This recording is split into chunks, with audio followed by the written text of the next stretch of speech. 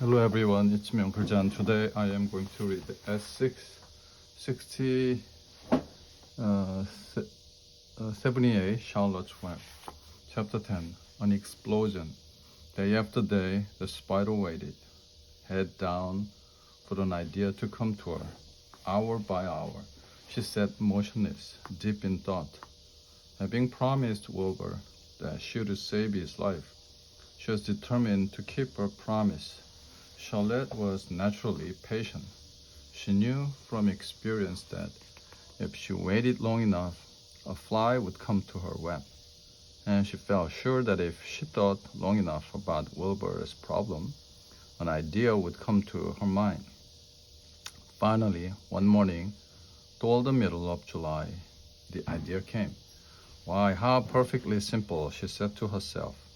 The way to save Wilbur's life is to play a trick on Zuckerman. If I can fool a bug, thought Charlotte, I can surely fool a man. People are not as smart as bugs. Wilbur walked into his yard just at that moment. What are you thinking about, Charlotte? He asked. I was just thinking, said the spider, that people are very gullible. What does gullible mean? Easy to fool. Said Charlotte. That's a mercy, replied Wilbur. And he lay down in the shade of his fence and went fast asleep. The spider, however, stayed wide awake, gazing affectionately at him and making plans for his future. Summer was half gone. She knew she didn't have much time. The morning, just as Wilbur fell asleep, every arable wandered into the Zuckerman's front yard, followed by Fun. Every carried a live frog in his hand. Fun had a crown of daisies in her hair. The children went for the kitchen, just in time for a piece of blueberry pie. Said Mrs. Zuckerman. Look at my frog, said Avery, placing the frog on the drain board and holding out his hand for pie. Take that thing out of here, said Mrs. Zuckerman. He's hard, said Fun. He's almost dead, that frog. He's not, said Avery. He lets me scratch him between the eyes. The frog jumped and landed in Mrs. Zuckerman's dishpan full of soapy water. You're getting your pie on you, said Fun.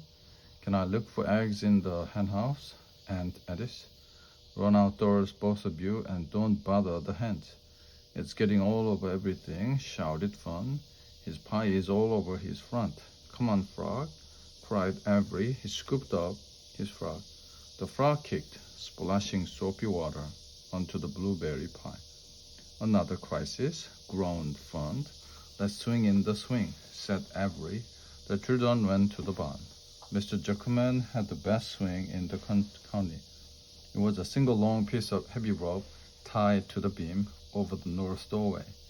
At the bottom end of the rope was a fat knot to sit on. It was arranged so that you could swing without being pushed. You climbed the ladder to the hayloft, then holding the rope, you stood at the edge and looked down and was scared and dizzy. Then you straddled the knot so that it acted as a seat. Then you got up all your nerve, took a deep breath, and jumped. For a second, you seemed to be falling to the barn floor far below. But then suddenly the rope would begin to catch you, and you would sail through the barn door, going a mile a minute, with the wind whistling in your eyes and ears and hair. Then you would zoom upward into the sky and look up at the clouds, and the rope would twist and you would twist and then turn with the rope. Then you would drop down, down, down out of the sky and come sailing back into the barn, almost into the hayloft. Then sail out again, not quite so far this time. Then in again, then out again, then in again, then out. Then in, and then you jump off and fall down and let somebody else try it. Mothers for miles around worried about Zuckerman's swing. They feared some child would fall off, but no child ever did. Children almost always hang on to things tighter than their parents think they will. Avery put the frog in his pocket and climbed to the hayloft. The last time I swung in this swing, I almost crashed into a barn swallow, he yelled. Take that frog out, ordered Fun. Avery straddled the rope and jumped. He sailed out through the door, frog and all, and into the sky, frog and all. Then he sailed back into the barn. Your tongue is purple, screamed the fawn. So is yours, cried Avery, sailing out again with the frog. I have hay inside my dress. It itches, called Fawn. Scratch it. It's my turn, said Fawn. Jump off. Fawn's got the itch, sang Avery. When he jumped off, he threw the swing up to his sister. She shut her eyes tight and jumped. She felt the dizzy drop, then the supporting lift of the swing. When she opened her eyes, she was looking up into the blue sky. Was about to fly back through the door. They took turns for an hour. When the children got tired of swinging, they went down toward the pasture and picked wild raspberries and ate them. The tongues turned from purple to red. Fawn bit into a raspberry that had a bad-tasting bug inside it and got discouraged. Avery found an empty candy box and put his frog in it. The frog seemed tired after his morning in the swing. Children walked slowly up toward the barn. They too were tired and hardly had energy enough to walk. Let's build a tree house, suggested Avery. I want to live in a tree. With my frog, I'm gonna visit Oliver, Fawn announced. They climbed the fence into the lane and walked lazily toward the pig pen. Wilbur heard them coming and got up. Avery noticed the spider web, and coming closer he saw Charlotte. Hey, look at that big spider. He said, it's tremendous. Leave it alone, commanded Fawn. You got a frog. Isn't that enough? It's a fine spider. I'm gonna capture it, said Avery. He took the cover off the candy box. He picked up a stick. I'm gonna knock that spider into this box. Wilbur's heart almost stopped when he saw what was going on. This might be the end of Charlotte if the boy succeeded in catching her. You stop it, Avery, cried Fawn. Avery put one leg over the fence of the pig pen. He was just about to raise his stick to his Charlotte when he lost his balance. He swayed and toppled and landed on the edge of a Wilbur's trough. Trough tipped up and then came down with a slap. The goose egg was right underneath. There was a dirt explosion as the egg broke.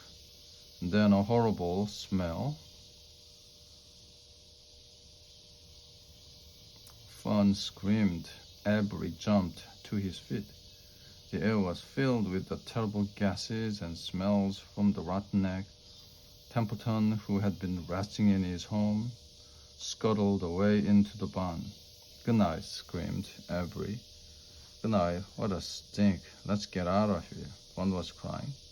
She held her nose and ran toward the house. Avery ran after her, holding his note. Charlotte felt greatly relieved to see him go.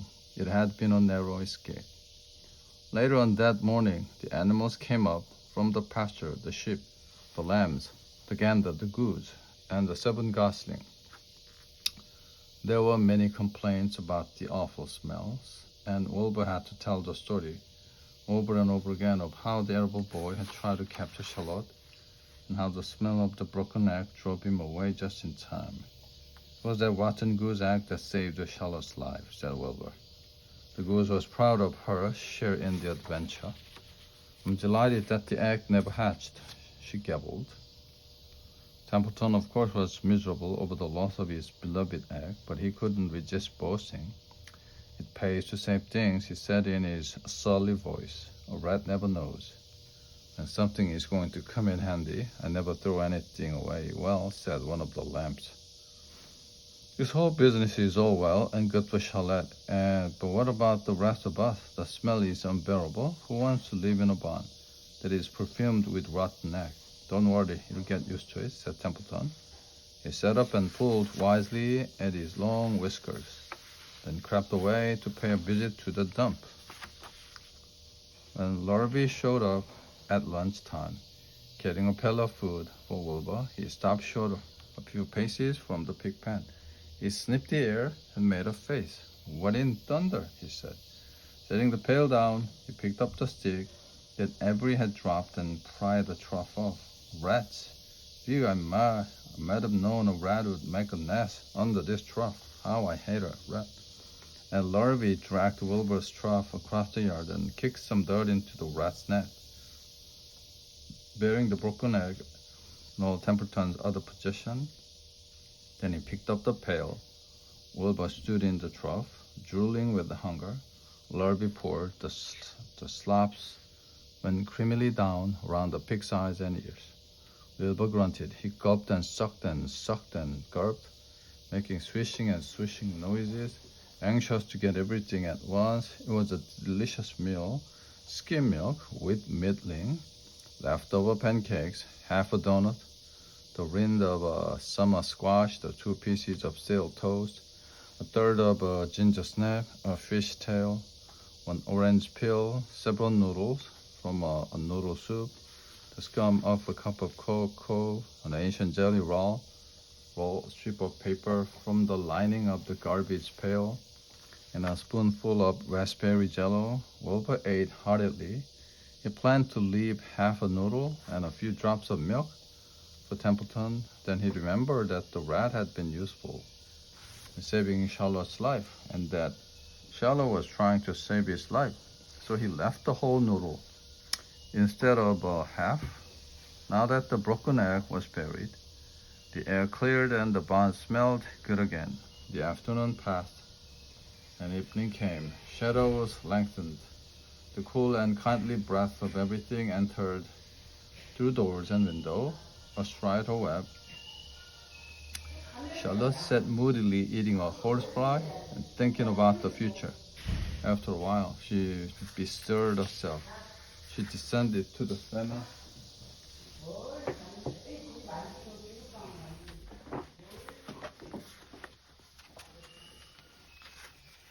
And there she began to cut some of a line. She worked slowly but steadily while the other creatures drowsed. None of the others, not even the goose, noticed that she was at work, deep in his soft bed. Wilbur snoozed. Over in the favorite corner, the goslings whistled a nice song. Charlotte tore quite a section out of her web, leaving an open space in the middle. Then she started weaving something to take the place of the threads she had removed. When Templeton got back from the dump around midnight, the spider was still at work.